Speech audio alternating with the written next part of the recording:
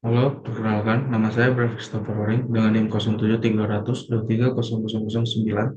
Saya akan menjelaskan mengenai tugas 01 Mekanika Batuan, yaitu kondisi geologi Indonesia. Yang pertama kita akan membahas komposisi batuan kuarter, kondisi Indonesia, ring of fire Indonesia, jalur gempa Indonesia, serta bencana geologi Indonesia. Untuk yang pertama adalah komposisi batuan kuarter. Batuan kuarter sendiri merupakan batuan termuda yang terbentuk dalam 2,6 juta tahun terakhir hingga kini yang terbagi dalam dua epok yaitu Pleistosen yaitu sekitar 2,6 juta hingga 11.700 tahun yang lalu yang ditandai dengan zaman es dan fluktuasi iklim yang ekstrim serta zaman Polosen yang dimulai pada 11.700 tahun yang lalu hingga sekarang yang memiliki iklim lebih stabil. Untuk batuan kuartet sendiri memiliki tiga contoh. Yang pertama ada sedimen aluvial, material vulkanik, dan sedimen pantai. Untuk di sini ada parameter atau perbedaan batuan kuartet dan batuan paleozoik. Batuan kuartet sendiri merupakan batuan muda, sedangkan batuan paleozoik merupakan batuan yang lebih tua. Untuk kepadatannya sendiri, pada batuan kuarter dia lebih rendah atau poros jika dibandingkan dengan batuan paleozoik yang sudah memiliki kepadatan yang tinggi atau sudah terkompaksi. Yang kedua ada kandungannya. Pada batuan kuarter itu cenderung memiliki fosil mamalia muda atau seperti Molucas, sedangkan pada batuan paleozoik tersebut terdiri dari trilobit dan tumbuhan purba.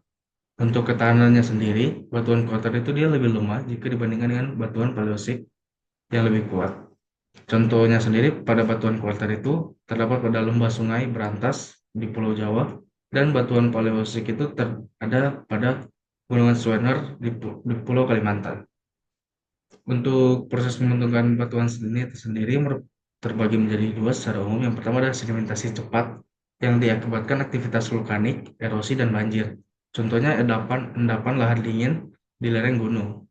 Yang kedua ada minimal kompaksi, yaitu tekanan dari lapisan di atasnya belum cukup untuk mengeras seperti batuan yang lebih tua.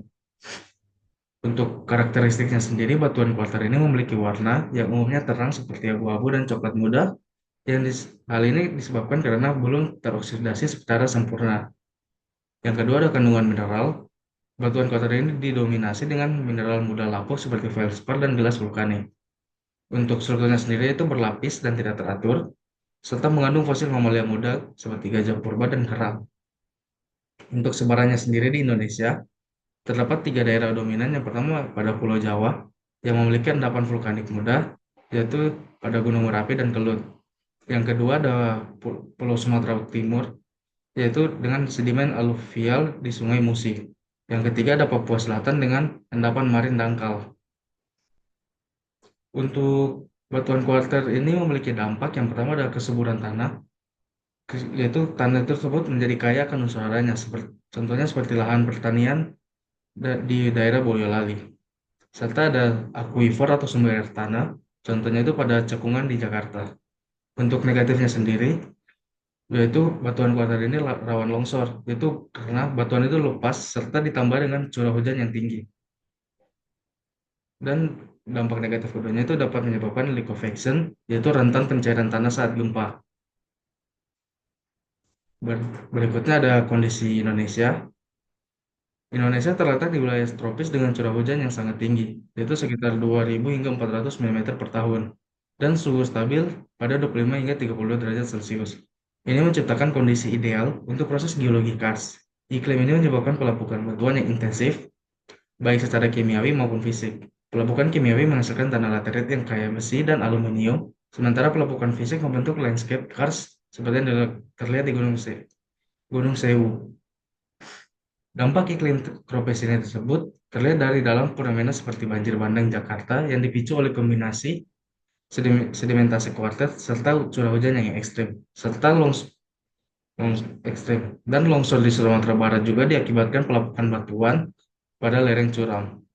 Di sisi positif, iklim ini menghasilkan tanah subur untuk pertanian, terutama di daerah vulkanik, sehingga dapat membentuk daya tarik wisata seperti gua karts dan air terjun. Namun tantangan utamanya itu merupakan degradasi lahan dan kerentanan terhadap bencana hidrometeorologi.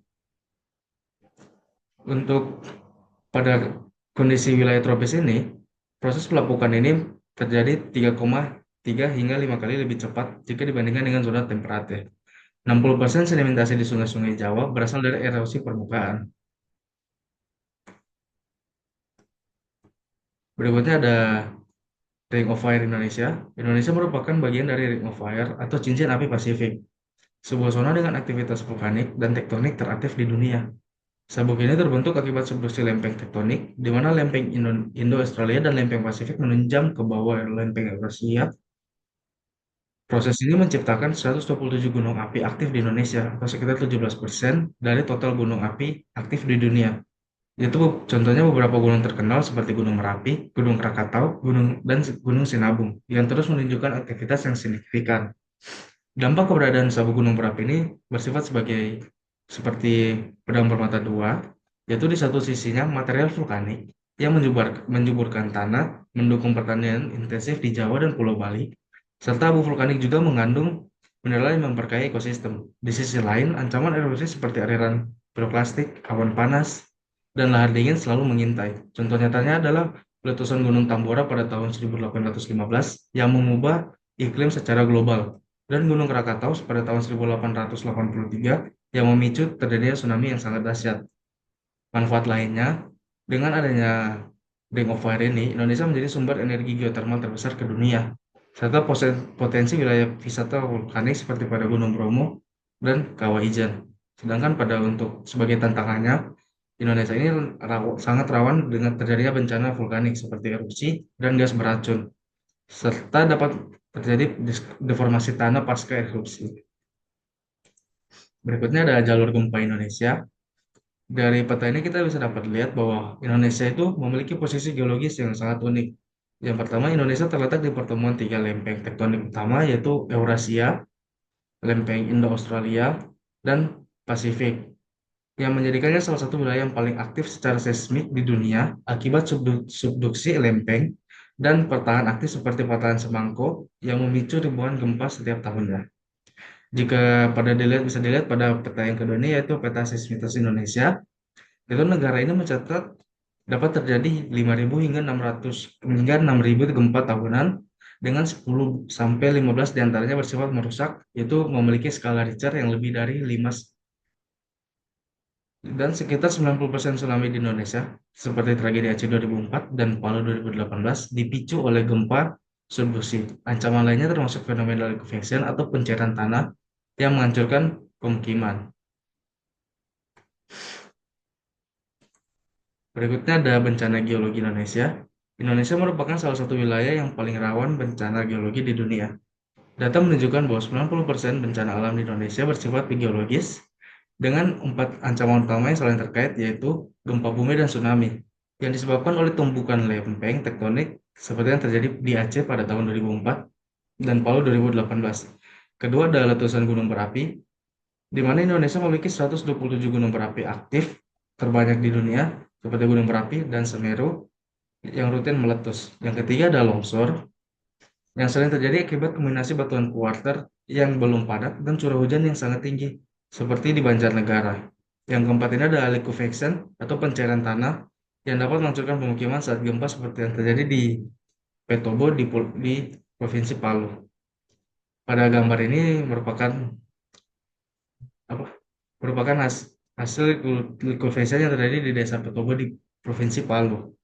Untuk liquefaction itu merupakan fenomena hilangnya kekuatan tanah secara tiba-tiba akibat guncangan gempa yang menyebabkan tanah berperilaku seperti cairan yang kental. Prosesnya itu yang pertama ada tanah itu menjadi jenuh terhadap air, yaitu material berpori seperti pasir dan lempung terisi air di antara partikelnya, sehingga tekanan air itu meningkat, sehingga mendorong partikel-partikel tanah menjadi terpisah, dan partikel tanah tersebut kehilangan kohesinya situ, sehingga tidak saling menopang tanah.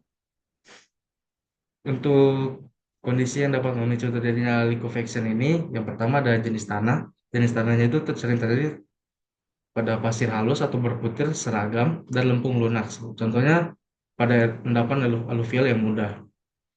Dan yang kedua ada kedalaman air tanah.